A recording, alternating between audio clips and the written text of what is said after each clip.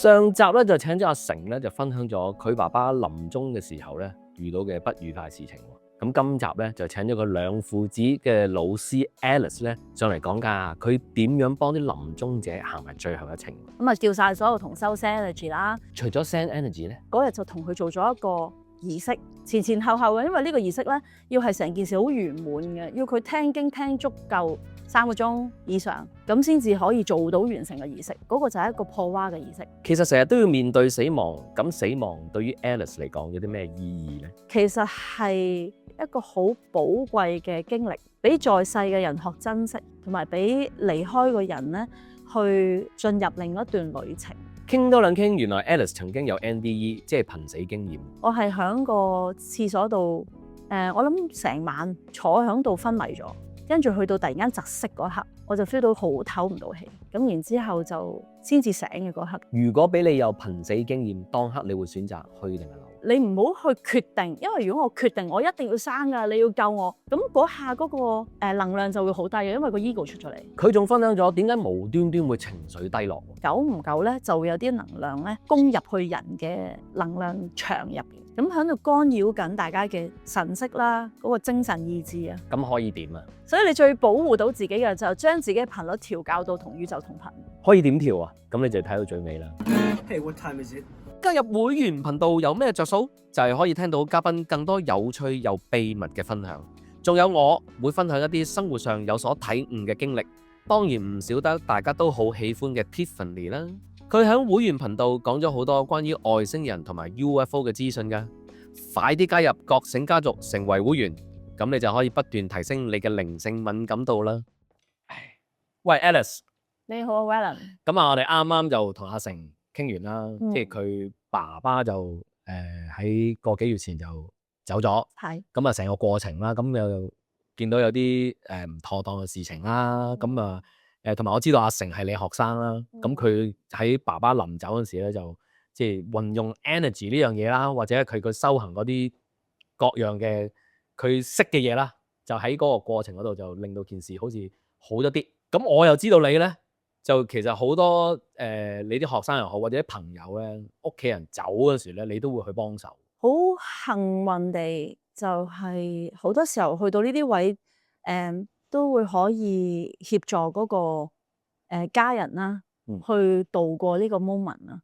咁同埋都有機會係送走我哋一啲好好嘅同修啦，即係見證住好多呢類型嘅事情喺唔同嘅位置度、唔同嘅地點度發生咁樣。係通常會做啲咩嘅咧？即係如果譬如我急 call，喂 Alice 搞唔掂喎，我屋企人要走咯喎。咁我知你係會即刻衝過去噶嘛，好多時都咁做啲咩嘅咧？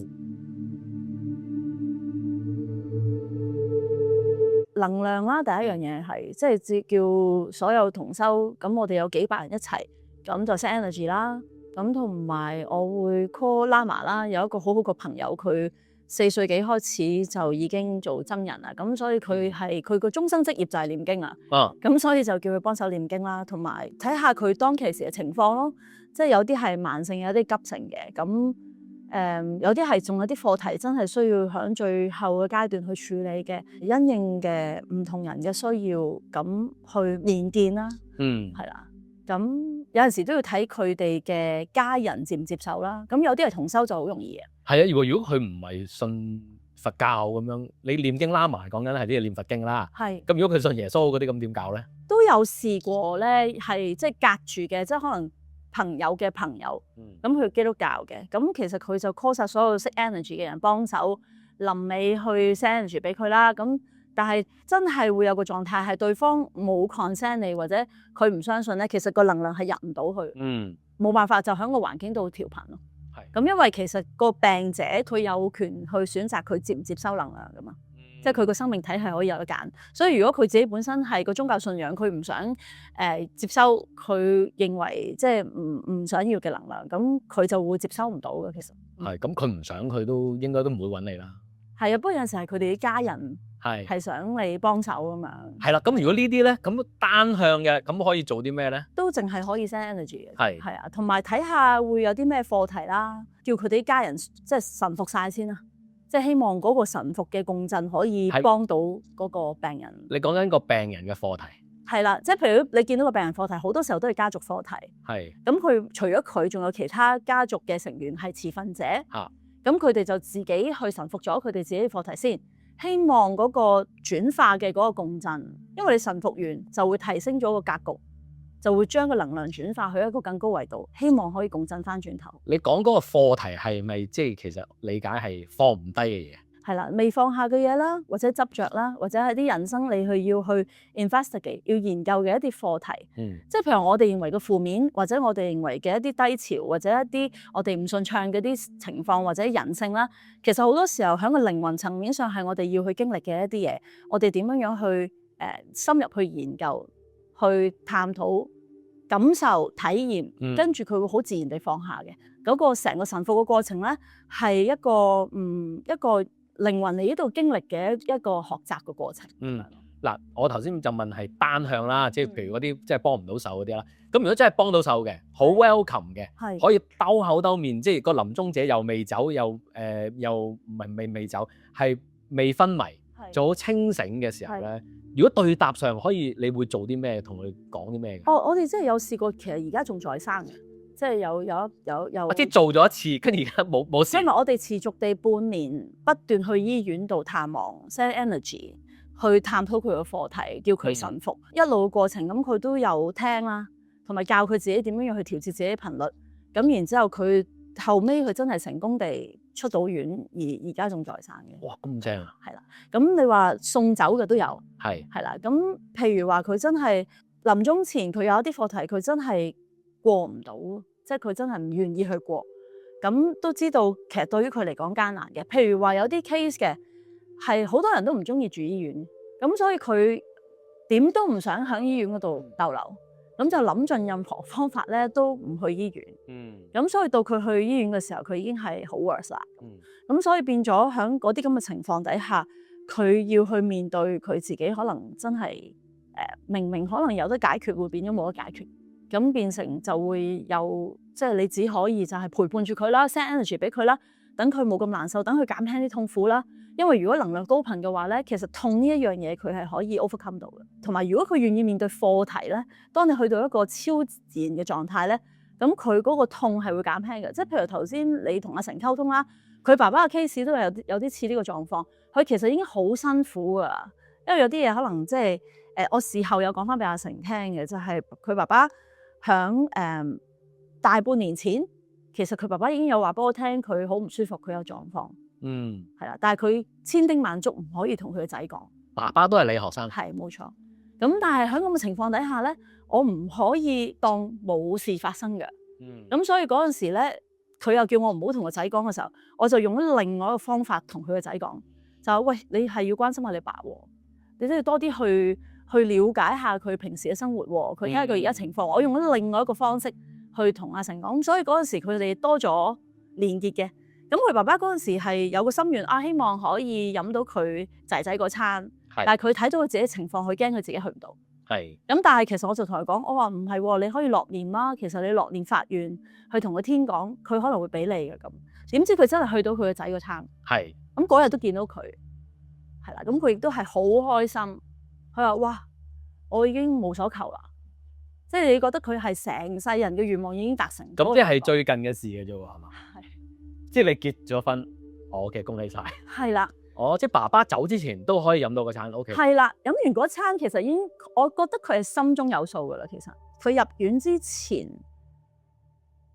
我見到佢行嚟揾我嘅嗰次係佢嚟食堂。好深刻嘅呢個印象，因為我就覺得一個人佢真係好用心修行。我覺得佢心中有數，所以佢好想知道佢仲有啲咩未臣服，佢仲有啲咩未學。究竟個天點解要佢身體有個病苦？佢好想知道佢究竟有啲咩嘢佢仲要去面對，佢想盡佢所能。所以我睇住佢，其實佢行嘅時候都要人攙扶，佢都要堅持要自己嚟。去睇住佢嗰日，佢就走嚟同我講，佢話：老師，我呢一堂我有感覺我要嚟，原來我真係要嚟啊！你今日講嘅所有課題就係講緊我啦。我知道呢啲業力我要受，我逃不過。我好多謝你話俾我聽，我知道我而家要受呢個業力。佢話我好欣然去接受，我好感恩個天咧，俾我仲可以有機會去面對我自己嘅課題。嗰個係佢入院之前最後同我講翻説話，跟住佢就離開。我話你一定要同你個仔講你個情況，你唔可以將件事收埋埋。我話如果你今次你唔同你個仔講，我會同你個仔講噶啦。咁跟住佢就同我講，我一定會講噶啦。阿成個爸爸就一路隱瞞自己個病情或者個身體狀況。係，我諗佢係咁，但係我中間因為太多細節啦，佢自己本身都係一個 healer 嚟嘅，即係佢有幫好多其他人去治療，亦都治療好咗好多人。佢個情況係同阿蔡 Sir 講個 case 有啲似嘅，就係做嫁娘。但係佢後尾學識啦，佢已經收手啦。但係佢即係有啲佢曾經中過個業，佢自己要去受啦。當然係，我會咁去形容，因為佢學識咗好多即係因果業力嗰個部分，令到佢臨尾嘅時候，佢係好通達咁樣去離開。因為能量真係唔呃人，佢臨尾由9號入院啦，跟住一路我哋都有持續通話。佢久唔久都會打電話俾我，老師我又學到啲咩嘢啦咁。老師我又見到呢樣嘢，我一路有 send energy 俾呢個醫院裡面嘅每一個病人。觀音娘娘咧教咗我好多嘢，佢一路有同我去 keep update 佢嘅學習進度。咁你諗下呢一個人佢係即係幾用心修行啊？係。咁所以佢臨走嘅時候，你直頭睇到，哇！我真係修行10幾年，送走人都唔少。呢個係少有超級高頻嘅狀態，好似喺間廟度。即係頭先阿成講個醫院個狀況好糟糕噶嘛，好鬧交噶嘛，但係就好似變一間廟個感覺。佢好厲害，即係佢其實我諗好多人發晒脾氣、癲晒或者係嗌晒，但係佢雖然係佢照有講情況，佢話嗱，老師其實咧，我只係想同大家講呢度嘅情況，我講嘅事實發生緊嘅事嗱，我唔再講啦，因為我都唔想作口業啊，我就即係唔講啦，唔好太過啦。佢經常就係講呢句説話，即係你諗下佢幾 mind 佢自己嘅口業，但係佢想俾大家知道，其實佢受緊嘅係啲乜嘢嘢。所以我諗嗰個痛苦唔係淨係病苦啊，係啊，唔係淨係病苦，好多係人為上嘅嘢令到佢好痛苦，但係佢仲係好沉住氣去面對緊佢嘅修行咁去度過。所以佢走嘅時候，我會咁形容，上天真係幫咗佢好大嘅忙，係啊，因為平時我同喇嘛去合作，好少係合作到咁天衣無縫，即係通常都有啲時差。係，因為今次我又咁啱適逢咧，好多嘢忙緊，咁所以咧我係除咗我啲同修去 send energy，我自己 send energy之外，我就特別千叮萬囑叫阿喇嘛幫我跟住呢個 case。咁喇嘛咧，佢係一路中間有 channel 到，知道其實佢大約係嗰日走啦。咁跟住佢咧嗰日就同佢做咗一個儀式。前後嘅，因為呢個儀式咧，要係成件事好圓滿嘅，要佢聽經聽足夠3個鐘以上，咁先至可以做到完成嘅儀式。嗰個就係一個破蛙嘅儀式，圓滿嘅係。咁直頭又咁啱，佢就話咗俾我聽，嗰個人離開之後，作為一個親屬，點樣唔好掂佢啊，或者點樣去守住佢嗰個屍身啊。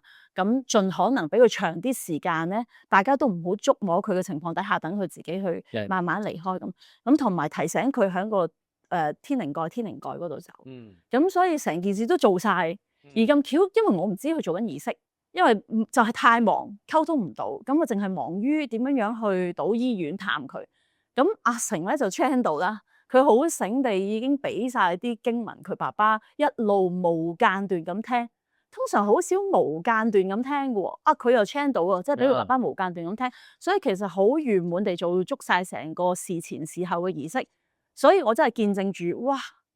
嗰個超級高頻係連佢喺靈堂嘅時候，所有人都係即係有學 energy 嘅人都 feel 到係好出奇地高頻咁樣咯。仲要係嗰日當日佢臨終，即係佢應該話嗰日佢離開嘅儀式，即係我哋 funeral 嘅時候，我本身就叫2個喇嘛嚟念經嘅啫，但係竟然咧係有一個寧波車到場，3個喇嘛，總共4個僧人喺度幫佢念經送佢走。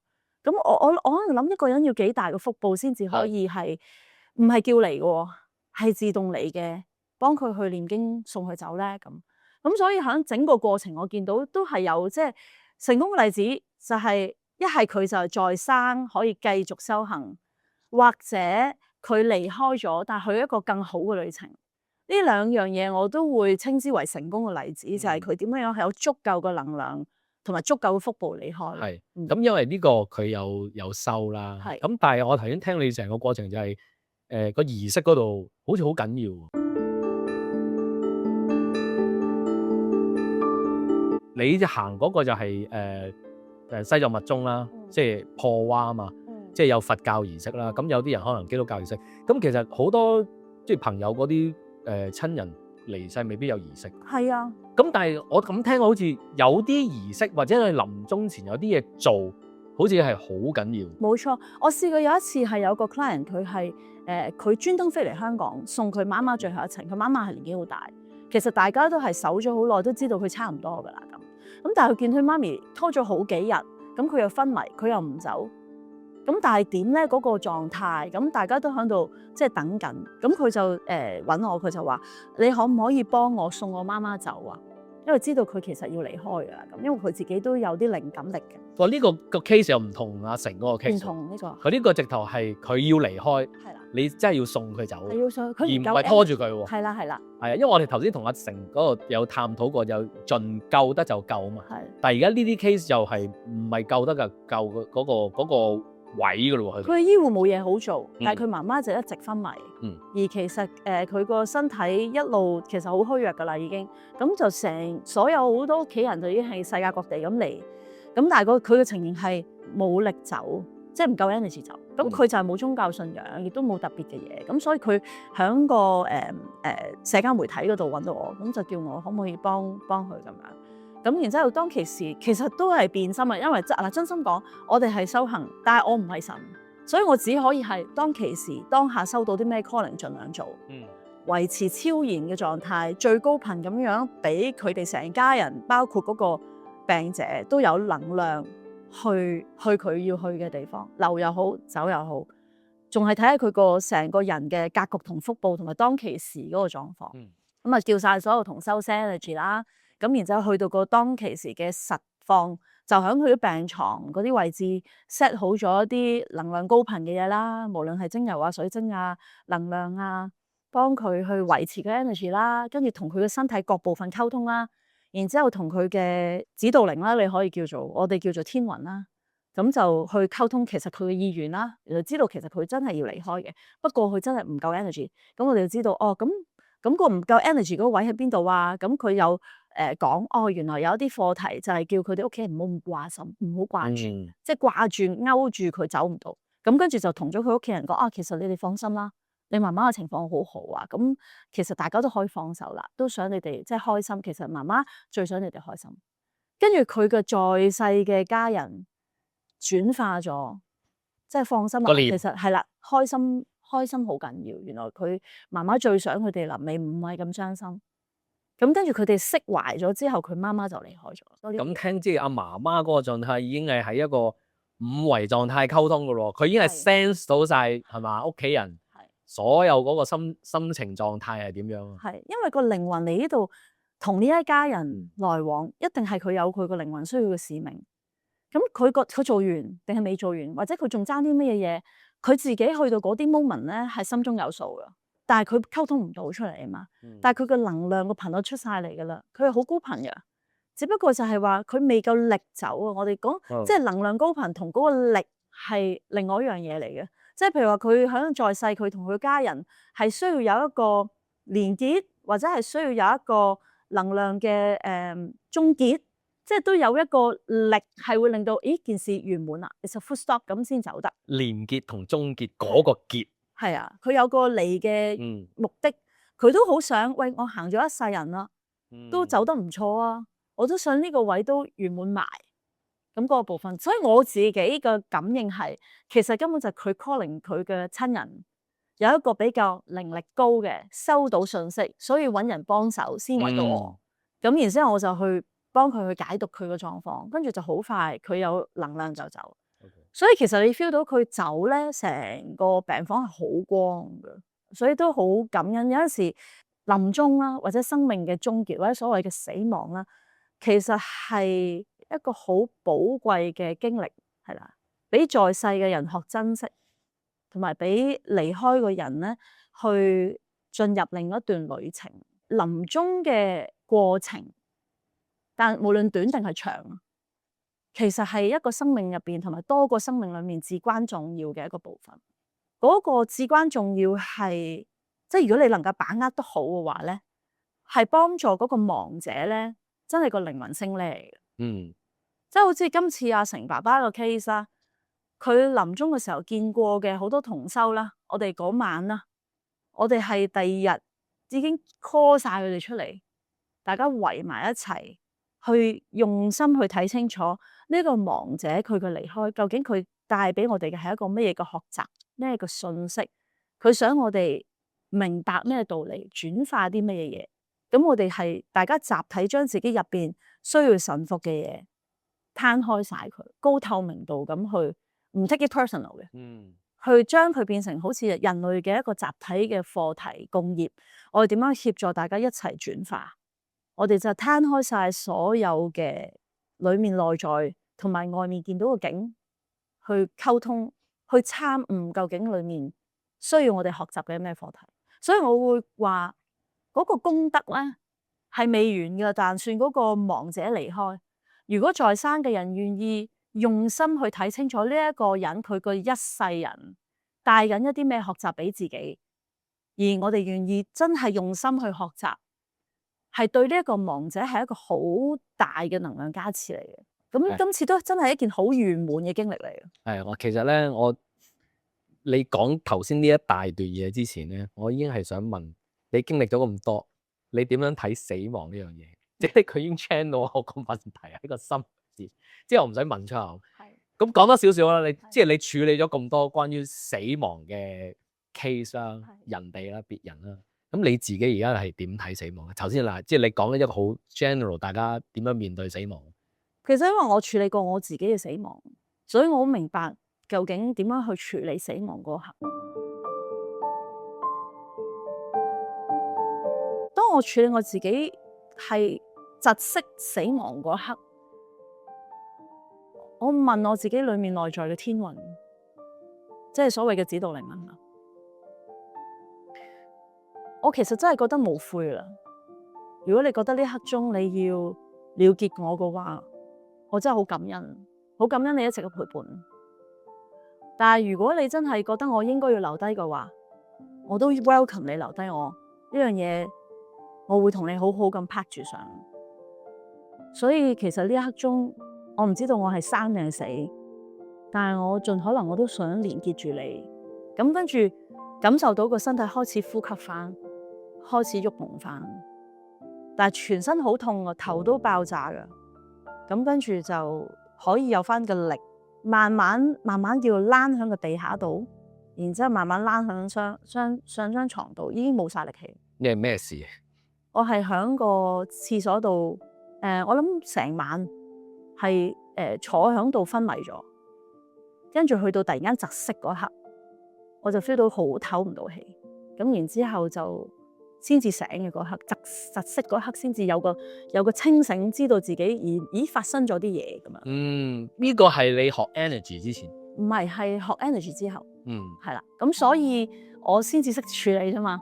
咁跟住我就一路就用緊個意志，用緊個念力，用緊個 channeling 去問我入邊嘅天魂，究竟我而家要做啲乜？咁因為唞唔到氣嗰刻，你可以做啲乜啊？你得翻能量，真係。咁我就維持高頻咯。咁我同佢講完嗰番説話之後，佢俾我唞翻氣啦，咁啊開始喐咯。咁你醒翻啦，冇事啦，或者跟住你去醫院啦，你對你嘅人生有咩改變咧？哇！嗰下個改變好大，因為嗰個 flashback 出翻晒嚟。呢個 NDE 嚟嘅喎，即係 near death experience 嚟嘅，行者啊嘛，係咪？係呢一次係我成個人係唔同晒嘅，因為我冇咗個恐懼啦，即係冇咗嗰個恐懼係咩咧？唔知死亡之後個世界係點？其實反正你都係唔知嘅，同埋嗰刻鐘原來你都仲可以 channeling 嘅，所以冇嘢驚嘅，冇嘢變㗎。即係個 channeling 咧，唔係用個肉體嘅，唔係用個腦嘅，係啦係啦，係嘛？所以冇嘢變嘅。你除咗個肉身唔受你支配之外咧，嗰個連結同萬物嗰個一體都係冇變到嘅。咁所以嗰個刻鐘令我明白咗一樣嘢，就係話要嗰個關鍵時刻個念頭係至關重要。即係你唔好去決定，因為如果我決定我一定要生㗎，你要救我，咁嗰下嗰個能量就會好低嘅，因為個 ego 出咗嚟。你話我唔想死啊，其實 ego 出晒嚟，你係要保持住嗰個好中正、好高頻、好無我嗰個狀態。就你講緊嗰個念頭先，你講即係走又得，唔走又得嘅。係啊，其實係咁。係嘛？係啊，即係你揀咯。係啊，嗰個你即係唔係你啦，你揀啦。個天啦，係嘛？或者個自然啦，或者個宇宙一體嗰個靈力啦，即係佢有一個不可抗力喺度啊。但係你嗰個位係好平靜、好定嘅個人。雖然個人感受到係全身都唔喐得㗎啦。咁我問多少少啦，因為 NDE 通常喺處於嗰個狀態，你頭先所講好舒服啊嘛，係好舒服。唔係應該偏向走嘅咩？咁舒服，不如走咯。唔係冇，因嘅，為你冇偏向嘅，唔係你唔會有一個慾望喺度㗎。喺我嘅情形啦嚇，因為我諗好多唔同類型嘅情形。喺我嘅情形係因為我平時嘅鍛鍊啊，我平時 practice 嘅鍛鍊就係都會聆聽住我嗰個高我嗰個神聖嘅能量 drive 我行每一個動作。咁所以連帶嗰個 moment 我都睇下佢有咩指示俾我。咁然之後我就跟住佢嘅指示去行。平時咧喺呢啲咁嘅位，我諗好多時候都會慌張㗎。但係咧，我會咁去提議大家，其實咧臨終嗰下係考試嚟嘅，係真係睇你平時修練，你有冇真係好好咁去觀照自己。自觀點解咁重要？就係俾你觀照自己每一個動作，然之後去學習點樣用一個神聖更高維度嘅能量去抓住你整個生命嘅能量體。因為生命除咗係一個個體，我哋以為嘅 identity 嗰個我之外咧，其實我哋生命有即係成過千億萬個細胞，佢都不斷喺度操作運作緊嘅。咁所以其實唔係真係咁我㗎件事。咁而每一日嘅生滅都發生緊。其實每一日你裡面都有好多臨終嘅事件發生緊。咁所以點解我哋要長期保持住感恩咧？要長期有嗰個願意珍惜嘅心態，因為在生嗰啲細胞你又要珍惜佢，離開嗰個細胞你又要感恩佢，所以嗰個感恩同埋嗰個珍惜，點解要每一個當下咁去做啊？因為我哋每一個當下已經發生緊呢件事啊，咁都係一個可以令到你維持高頻，同埋令到你可以好當下保持住嗰個臨在嘅嗰個做法。係啦，咁當你呢個部分練習得好咧，咁但算有一日你喺個病床度，你見住自己可能會有情緒嘅，可能你都會有脾氣嘅，因為一個人嚟㗎嘛，你都會有痛嘅，但係就會多份力去協助到你點樣定返你自己喺一個更高維度、更高頻道嘅 channel 入邊，去協助你度過嗰個咁重要嘅嗰個時刻。靈魂嚟講，嗰個係一個好重要嘅時刻，差唔多你生命裡面行咗幾十年咧，佢就係想經歷呢一個 moment，睇下自己收成點，係啦，你明知係有下一個 path 噶啦，但係呢一個至關重要嘅嗰個歷程咧，係你靈魂嚟講係期待已久嘅。當然係在生嘅人會好難過，但係喺靈魂嘅層面上面，佢係要睇下佢如何共振，令到佢自己呢一世人咧嗰個所謂嘅靈性嘅價值啦，或者嗰個生命嘅價值啦，可以係一個提升到至高無上或者至高頻率嘅嗰個狀態。咁但係喺當其時你嗰個都係 NDE 嗰個狀態咧，你話好平靜啦，會唔會有念撞入嚟嘅咧 ？Flashback 咯，flashback。即係平時你哋譬如做 energy 嗰個或者 channeling 嗰陣時咧，係可能會有啲念撞入嚟噶嘛。係。咁嗰個狀態會唔會有啲念撞？嗱，我見過有幾個 case 啦嚇，啲所謂嘅回光返照，係超高頻嘅，你留意下，係啦。其實如果佢 catch 到嗰個 moment 咧，嗰個超高頻嘅狀態出現，即係佢翻去佢個靈魂本質嘅時候咧，其實都幾難有其他嘢撞入嚟嘅，除非佢個因果業報好強勁，佢嗰個 moment 係咪預咗都落地獄，或者預咗都要翻嚟啦？即係我哋用我哋嘅語言啦嚇，其實咁樣講都唔係幾 proper。總之就係佢個能量，如果佢正常修行啊，或者正常一個人啊，喺嗰個回光返照嘅狀態，其實佢係超高頻。係啦。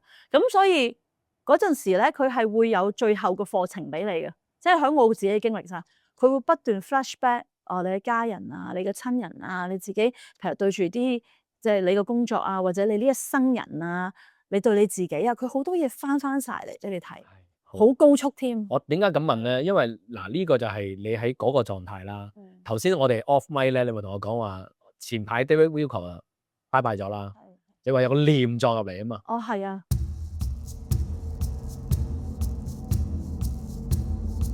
我會咁形容嘅呢排咧，我諗呢排嘅意思係2024年打後咧，其實能量非常之唔穩定嘅，久唔久咧就會有啲能量咧去攻入去人嘅能量場入邊，咁喺度干擾緊大家嘅神識啦，嗰個精神意志啊，咁所以你會見到可能多咗精神病啊，或者多咗想自殺啦，同埋咧但算靈力好高，佢其實專攻你嘅。你會見到佢嗰個頻率係好勁，好勁啊！嗰個勁嗰個位係都幾定期添嘅，即係佢唔係久唔久嚟啦。佢而家基本上佢每個禮拜都會有，係啦。咁所以咧更加要好超然，你先至可以平穩到你自己啦。同埋嗰個念頭撞入嚟，佢通常佢不外乎真係叫你自己了結自己生命嘅咋。我發覺佢來來去去都係咁樣嘅。而我收到啲 case 啦，因為嗰排一發生呢啲事情，有啲能量發放嘅時候咧，就會收到好多信息，都係大同小異，大家都係話我好辛苦，個身體唔受控制，好 shaky， 然之後就會有啲念頭要你去死。但係如果你有自觀嘅習慣，有修行嘅習慣，你會觀到，咦呢啲聲音唔係我嘅喎，佢喺外面撞入嚟嘅咁。咁呢啲就唔屬於你所講嘅咩瀕死經驗啊，已經唔係呢樣嘢。因為瀕死經驗好多時候可能你係一個意外、一個事故嚇，突然間發生。佢呢啲係我會咁話係人為操作嚟嘅，外來操作嚟嘅，係你 suppose 你個元首未盡嘅，但係佢要去用呢啲手段去撞擊你咁樣。會唔會係唔係呢個維度㗎？隔世嘅嗰啲嘢。根據 Tiffany 所講咧，有一樣嘢叫 holographic insert 啫嘛，係一啲科技嚟嘅，係科技嚟嘅，即係可以搞你呢度，令到你諗埋一面。嗰啲係科技嚟嘅，因為個頻率咧係好高電流嘅，係啦，唔係嗰啲話咩靈體啊，或者係所謂嘅生物啊，唔係嗰啲，即係譬如外星生物啲能量你都會知咁，唔係嗰啲咯，係電流，係高電壓嗰啲電流嘅狀態底下去攻擊你，因為你會 feel 到就好似你揸住咗我諗過百部電話咁嗰啲狀態，哇嗡到你係好強勁，電到你其實你自己會覺得個身體會承受唔到嗰種感覺嘅咁咯。咁所以其實係物理化嘅，我會咁形容，物理化嘅電流係啦。咁當然啦，我唔知道係邊度嚟啊，我亦都唔想知。又唔想由我覺得未必針對某人嘅，佢係大批咁樣射出嚟。大批咁做 ，yes， 我同意。佢大批咁做嘅，咁其實咧，早期啊，由2012年去到2014年咧，其實佢係有不定期咁去試。我覺得嗰啲係測試，但係好似2024年之後咧，佢係大規模咁去發放，咁係兩個唔同嘅階段嚟嘅。咁因為我能量好敏感啊，當你 feel 到咧呢啲咁嘅狀態嘅時候咧。我會咁形容嘅。如果修行嘅朋友啦，或者真係能量敏感嘅朋友啦，你不如借假修真，反正佢都係外境。你當呢一個咁樣嘅能量嘅頻率係嚟逼令你要去到超級高頻、超自然、超神聖嘅狀態，將自己融埋響個宇宙一體。因為咁高電流或者咁高攻擊性，或者我哋所講嘅一個影響或者干擾嘅能量，咁高干擾嘅能量 ，OK， 佢其實干擾唔到成個咁大嘅宇宙，所以你最保護到自己嘅就將自己嘅頻率調校到同宇宙同頻，呢個係救命繩嚟嘅。呢個我都有研究過，前排就係同阿 Tiffany 傾開呢個問題咧，就係講過呢個 holographic insert 呢樣嘢。我話你可唔可以控制佛祖啊？你可唔可以控制譬如楊定一啊？即係我覺得佢哋唔會俾你控制到，咁點解啊？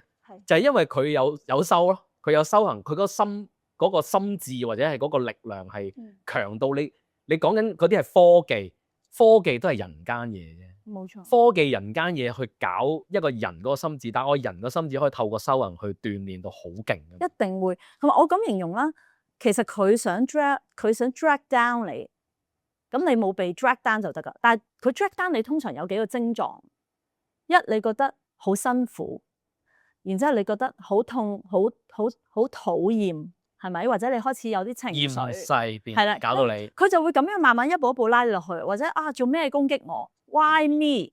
通常呢啲咁嘅位，佢已經拉咗你入去個我嘅 identity 度，你太 care 幫你呢個肉身，或者拉咗你去高低頻嗰個分別心入邊，二元對立咗。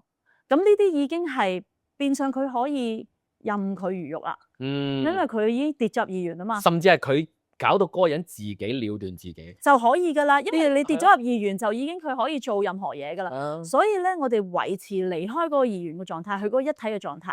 咁嗰個位咧，只要你冇被拉低，咁其實你就可以保護到自己。咁但係我哋係人嚟㗎嘛，始終個肉身真係有體驗喎。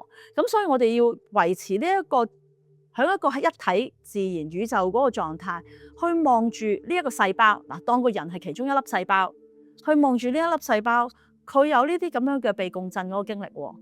咁你就發放無比嘅愛話聽嗱，我知道你體驗緊呢件事，但係其實我好愛你。而家我係同你一齊，我連結住宇宙嘅能量，我會維持我嗰個高頻，我好神聖嘅存在，一直維持去保護住你，用神聖去保護住呢個人，令到嗰個人性就算走出嚟都好，都會感受到愛，將佢調頻去返一個慈悲大愛冇分別心嘅狀態。當佢慈悲大愛冇分別心咧，咁佢就可以維持。但算外界有好多電流再繼續攻擊咧，但算你身體感受到嗰啲痛楚咧，你都可以頂得住。然之後等嗰個能量調節到去一定嘅穩定程度咧，慢慢嗰啲攻擊，但算佢繼續攻擊個身體已經復原，咁佢就會好穩定，冇咗嗰啲痛，亦都唔會再覺得有影響。但係需要有啲因果嘅過程。你講呢樣嘢就好 we 運啦，即係咁樣我就可以調到頻，或者我咁聽係其實你嗰個念好堅定咁樣信，或者你喺個心裏邊講，堅持做呢樣嘢，就係講緊調頻或者 channeling 或者係 energy 嗰個運作係咪咧？係啊，但係其實咧，大家可以睇下 neuroscience 咧，都好感恩佢哋做好多研究。咁當然佢哋繼續進化緊佢哋嘅研究嘅。但係有一樣嘢係真嘅，如果你一有壓力，你一覺得負面，其實你嗰啲neurons 可以就要已經會個 function 已經係會減弱，跟住甚至乎會死亡。咁如果我要激活嗰個細胞，我就會用啲喜悅啊、愛啊，俾到佢，咁佢就會激活，甚至乎回春。咁其實呢個喺嗰個physics 嘅層面咧，喺自己 biological 嗰個層面係可以處理到一啲嘢嚟嘅。咁所以講到尾就係點樣令到呢個人冇壓力？點樣令到呢個人感受到愛？咁就係最夠冇壓力係咩？哇！有個大佬成個宇宙保護住你喎，你唔需要壓力啊，係咪啊？佢好愛你喎，你一直感受到喎，你相信呢件事嘅話，咁你就可以感受到愛啦。喺呢個能量氛圍浸淫嘅話，咁啲細胞咪可以有足夠嘅 energy 俾佢繼續激活咯，繼續佢好好咁增生咯。咁佢一路更新一路增生，處於一個更加年青活躍嘅狀態。咁你個身體咪唔會咁容易一受到攻擊就會覺得好似冇力咯，因為佢有足夠嘅 energy 啊嘛呢個部。你講咁耐咧，我乜都唔記得，我就係記得咧要同宇宙同頻，係就最勁噶啦。係啦，冇錯。就一定唔會俾人搞到啦。係，所以但算你負面，但算你自己在個修行進程入邊，但算你有好多不善之處。你只需要決定呢個當下，我馬上同宇宙同頻。呢個當下，我做翻個大善人。我呢個當下去協助我自己重新去種善因。無論你以前做過幾多嘅事，你都可以重新去連結翻你自己嘅自性，進入翻你自己嘅佛性，去協助呢個人去修補翻、去提升翻、去種翻善因，做翻一個善待自己、善待別人嘅人。你全部嘢都可以重新更新嘅，只需要你有第一個念頭開始。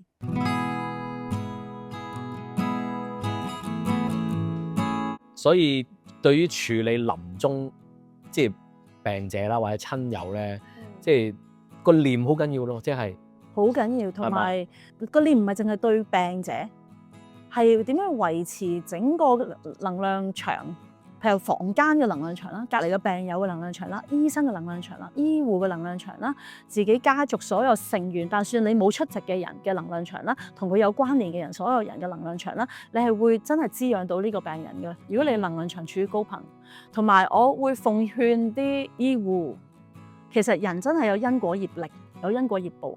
如果你嘅工作係處於一個受壓嘅環境，要對住面對人嘅生死同埋人嘅身體嘅呢一個工作嘅話，其實你更加要去修煉喺一個高度覺知狀態底下，心心念念都要超級高頻同埋超級善嘅念頭去應付你每日日常嘅工作，否則你真係會作業，到頭來其實他朝君體也相同。所以我見到啲醫護我都可以理解，即係佢哋繁忙嘅工作有陣時可能會有失。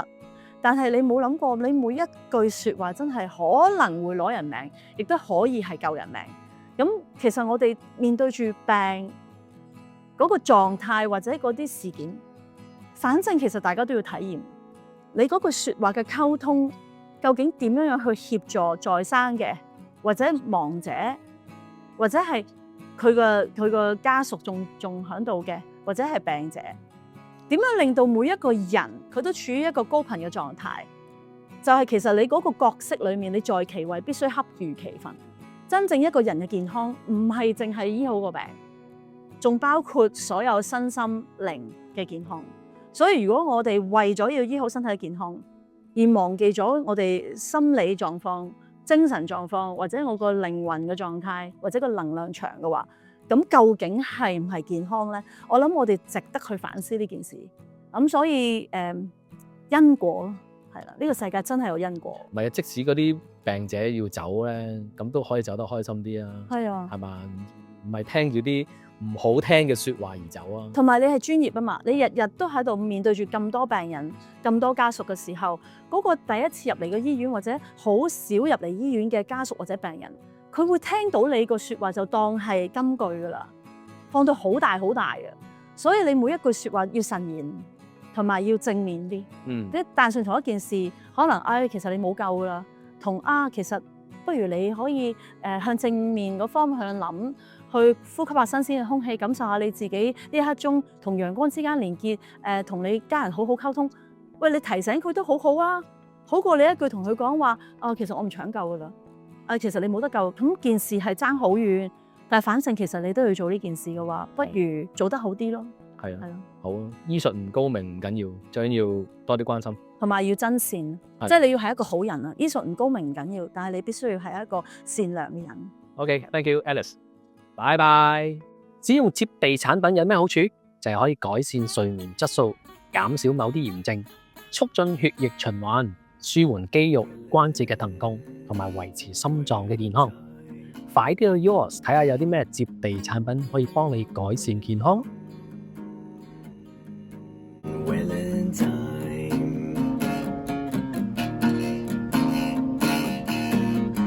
Hey, what time is it?